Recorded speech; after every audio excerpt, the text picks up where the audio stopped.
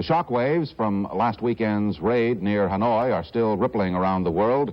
In Vietnam, the communists today rejected President Nixon's appeal for a Christmas truce.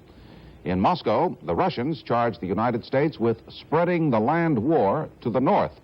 And on Capitol Hill, Senator George McGovern revived his plan to set a deadline for ending the war. The commando raid was preceded by all the high drama of a cloak and dagger novel. Spy planes checked out the location from overhead.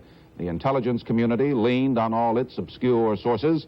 And at an air base in Florida, the men were made ready for their mission. ABC's Charles Murphy has a report. This is a scale model of the Son Tay camp. An actual mock-up of the camp was constructed here at Eglin, but was destroyed just before the raid. It's believed about 40 men took part in the raid.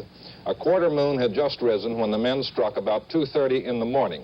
The first assault team crash-landed a helicopter inside the compound. Other teams apparently landed outside.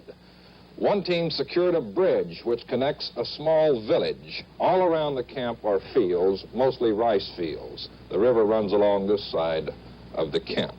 The raiders used torches and chainsaws and lock snips to get into the cells in this row of buildings in the middle of the compound, where it's believed most of the prisoners had been held. It's thought that some of the prisoners also had been held in this barracks area, which might have been shared with staff.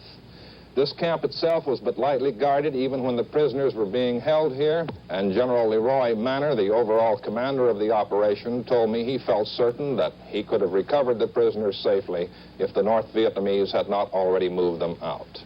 Charles Murphy, ABC News at Eglin Air Force Base.